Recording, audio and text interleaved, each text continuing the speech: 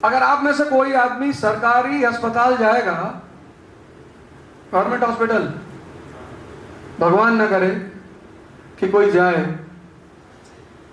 क्या स्थिति है इस वक्त? सरकारी अस्पताल के गेट पे अगर आदमी पहुंच गया तो निकल लेगा, भले वो पेशेंट लेके गया हो। ये स्थिति है। मैं एक बार खून देने गया था, आज से 10-12 साल पहले की बात है। तो ब्लड देने गया तो उन्होंने मुझे लिटाया और लिटा के मेरे हाथ पे रस्सी बांधने लगे। यहां पे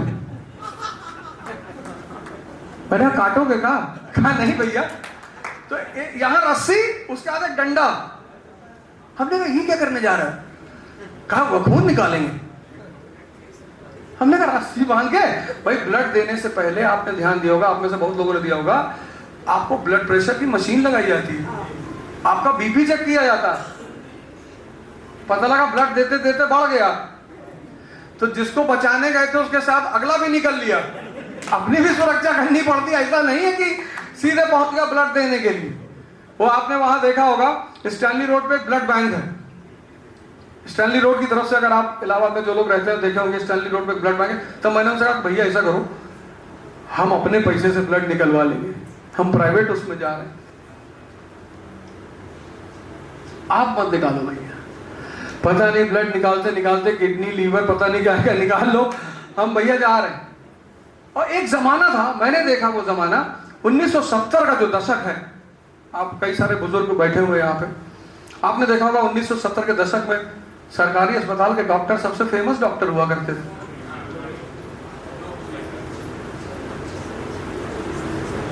₹50 पैसे की पर्ची बनती थी। अब भी कई सारे लोग गए होंगे अस्पताल सरकारी, 50 पैसे की पर्ची, ₹1 की पर्ची, उसी में ओपीडी होती थी, जाके दे। और आज सरकारी अस्पताल, सरकारी स्कूल।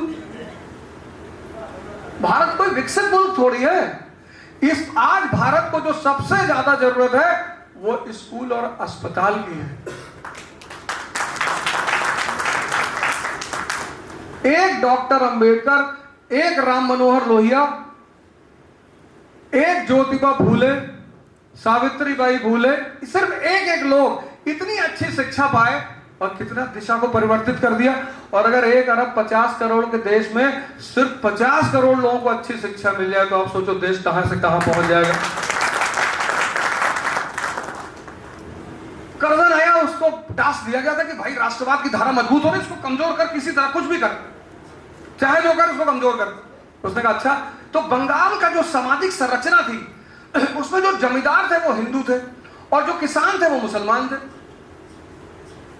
समाज की जो संरचना थी, समाज की जो बनावट थी, उसमें जो जमींदार थे वो हिंदू थे और जो किसान थे वो मुसलमान थे। और किसान और जमींदार एक दूसरे के जानी दुश्मन है, हिंदू मुसलमान नहीं, किसान जमींदार। और फिर कर्जन ने कहा बंगाल विभाजन।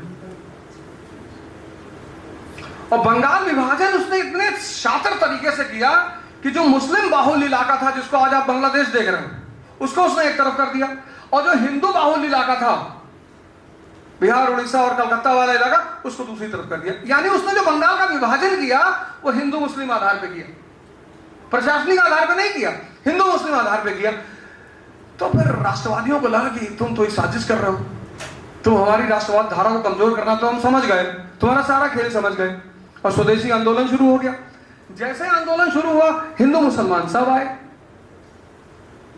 आप चलो हमारे साथ, गोंडा हमारा डिस्ट्रिक्ट है, हमारे शहर से भी 2-4 लोग आए हुए हैं।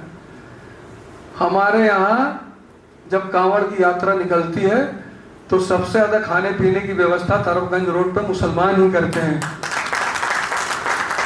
और कोई आज से नहीं कर रहे हैं। मसूद अहमद कोई आज से नहीं कर रहे हैं, खानदान से खानदान 40-50 साल। मैं जिस जगह से चुनाव लड़ा पटपटगंज से, वहां जो रामलीला कमेटी के चेयरमैन हैं, जिन्होंने किसी जमाने में रावण की भूमिका निभाई है, वो खुद मुसलमान है। ये देश ऐसा है। ये देश में हम सब अलग होके नहीं रह सकते। फिर क्या हुआ? विभाजन हो गया, स्वदेशी आंदोलन शुरू हो गया, मुसलमान भी उसमें हिस्सा लेने लगा। कर्जन को बड़ा बुरा लगा, क्योंकि कर्जन ने कहा मैंने तो ये मुसलमानों के लिए किया है। मैं अपने मुसलमान भाइयों को हिंदू जमींदारों से बचाना चाहता हूं। अरे मुसलमानों ने कहा जाओ यार, तुम अपना काम करो, हम बच लेंगे अपने भाइयों से। करजन के मना करने के बावजूद मुसलमानों ने हिस्सा लिया स्वदेशी आंदोलन में। तब करजन को बड़ा दुख हुआ। अब इस बात को सुनिएगा, देखिए सरकार कैसे गेम खेलती है, कैसे पब्लिक का दिमाग घुमाती है सरकार और किसका इस्तेमाल करती है। उस वक्त ढाका का जो नवाब था उसका नाम था सलीमुल्लाह। उसको बुलाया करजन ने, कहा क्या चाहते हो, तुमको भी भेज दे मंडाले। अरे कहा साहब कैसी बात कर रहे हो, बताओ साहब। बोले बताना कुछ नहीं है, मुसलमानों को रोको, ये स्वदेशी आंदोलन में ना जाए। उसने कहा साहब कल रोक देंगे। अरे बोले कल नहीं, आराम से रोको, तुरंत नहीं रोकना है।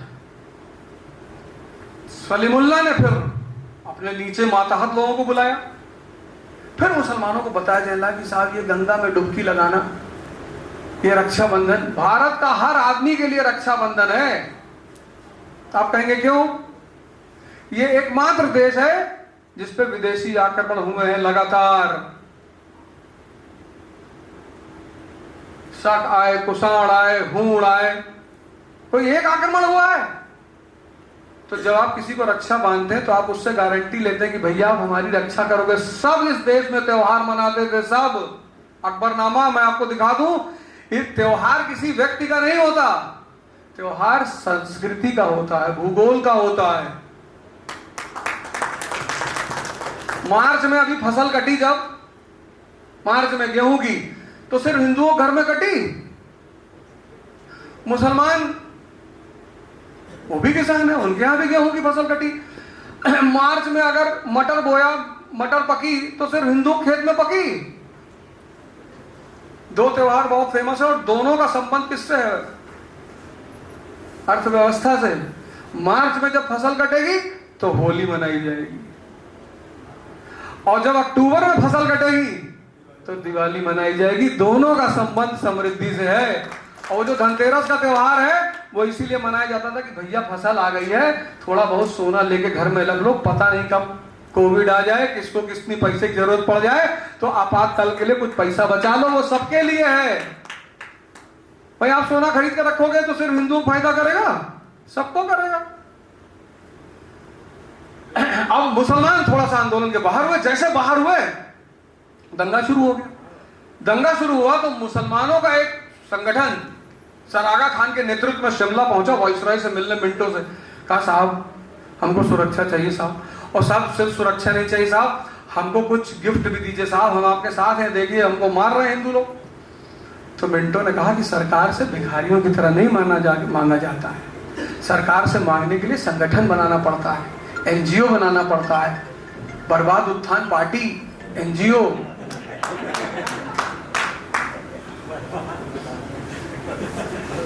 तब आगा खान को लगा कि अच्छा यार पार्टी बनानी पड़ेगी। बोले पानी बनाए तो 1906 में बनी मुस्लिम लीग,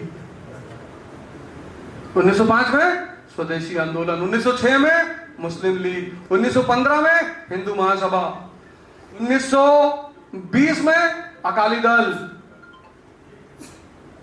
मतलब जब तक कांग्रेस मजबूत होती तब तक इन लोगों ने समाज के हर वर्ग को बांट दिया।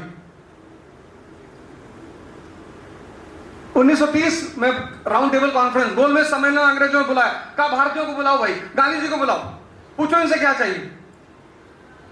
अब खेल देखो आप, 1885 में कांग्रेस शुरू हुई, 1930 में जब इन्होंने बुलाया कि भारतीयों को क्या चाहिए, तब कांग्रेस अकेले नहीं गई, मुस्लिम लीग भी गई,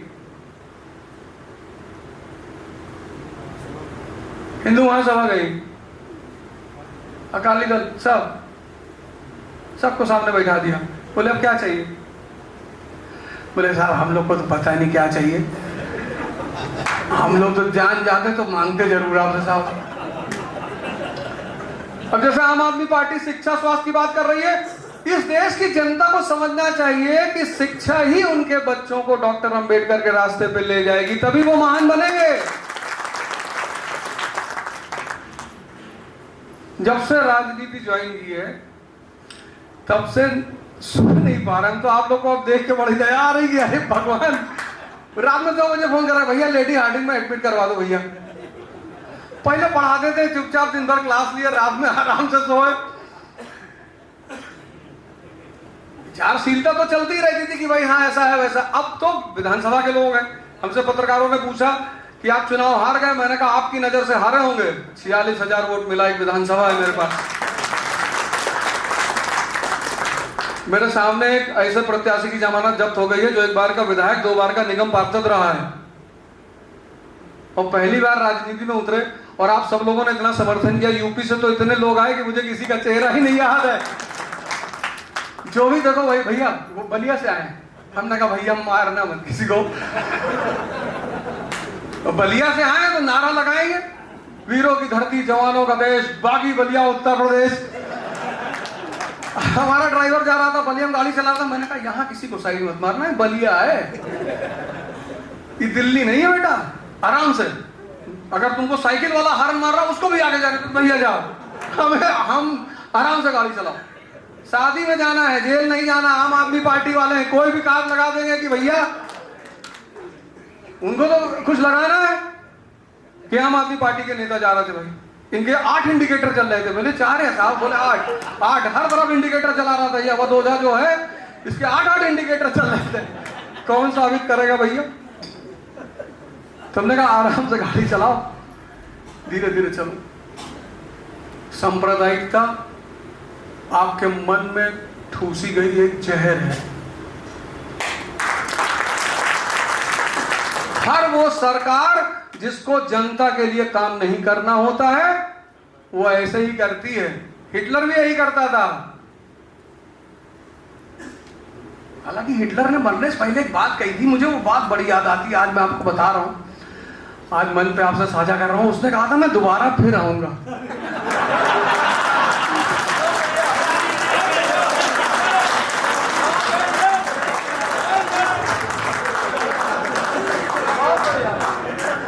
नहीं पता नहीं, हमें तो नहीं पता, लेकिन उसका वो स्टेटमेंट जो जब बंकर में अपने आप को गोली मारता है तो उससे पहले वो कहता है कि आई विल बी बैक।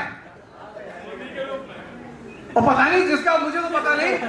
और उसकी बहुत सारी चीजें बड़ी, जैसे शादी उसने मरते वक्त किया, शादी वादी में व्यवस्था में भरोसा नहीं करता था वो। अभी नहीं है सर, अभी भरोसा नहीं। नहीं हम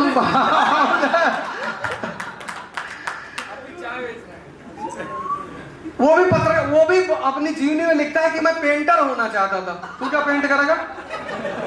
तेरा हाथ कायदे से चलता नहीं, तू पेंटर बनेगा?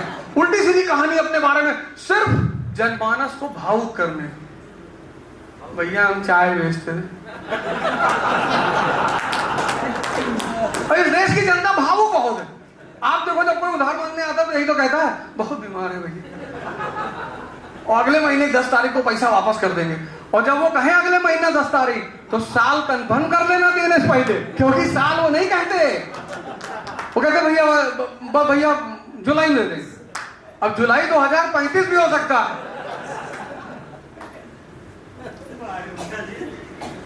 सांप्रदायिकता एक जहर है जो सरकारें इस्तेमाल करती हैं अपने जनता का दिमाग भटकाने के लिए, क्योंकि वो जनता को उल्टा सीधा नारा देती हैं। बहुत हुई महंगाई की मार, अब की बार मोदी सरकार। एक हमारे बाबा जी हैं, मैं उनको बहुत मानता हूँ व्यक्तिगत तौर पर, योग सिखाए, हम भी कपालभाति करते हैं, शुगर हमारा कंट्रोल रहता है। लेकिन वो कहे थे कि 40 रुपए का पेट्रोल मिलेगा, 35। तो हम सोचे थे कि महीने में एक बार ससुराल जाते हैं, 2 बार जाएंगे तब पेट्रोल सस्ता हो जाएगा। और सौभाग्य से हमारा ससुराल यही है, कीटगंज में, इलाहाबाद में। तो बाबा जी ने हमको बहुत धोखा दिया है। हम तो सरकार को हम दोषी नहीं देते हैं, हम बाबा जी से बहुत दुखी हैं कि बाबा जी तुम्ही ने सपना हमको दिखाया। और ये सपना कोई पहली बार नहीं दिखाया गया। जहां सपना दिखाया जाएगा वहीं शोषण होगा। S = S, सपना = शोषण। अब केजरीवाल जी को पूछने के बाद अमर सर का एक वीडियो वो कर रहे थे, सर ही को पकड़ लेते, सर को पकड़ लेते कि भाई ऐसा है, संजय सिंह ऐसे हैं, संजय सिंह है, अरविंद केजरीवाल ऐसे हैं, तुम भी करो ना। जिस तरह से दिल्ली के स्कूल खुले हैं तुम भी खोल दो गुजरात में, इतने साल से तुम्हारा शासन है, किसी ने रोका है? तुम्हारा भी सरकारी स्कूल के लड़के 2014 में दिल्ली के सरकारी स्कूल से 9 लड़के IIT में निकले थे और 2022 में 741। ये सब इन लोगों को दर्द बनता जा रहा था। मैं जानता था कि ये कुछ भी करेंगे। वैसे भी मैं एक शब्द बार बार बोलता हूं, इटर्नली विक्टोरियस मोदी।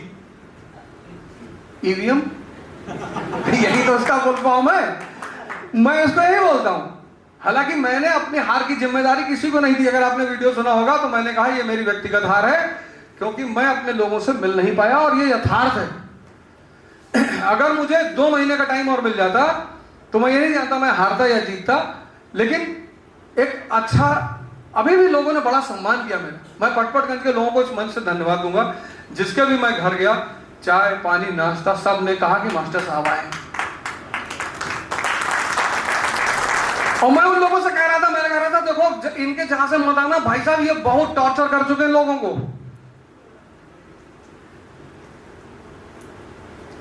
और ये नई घटना नहीं है।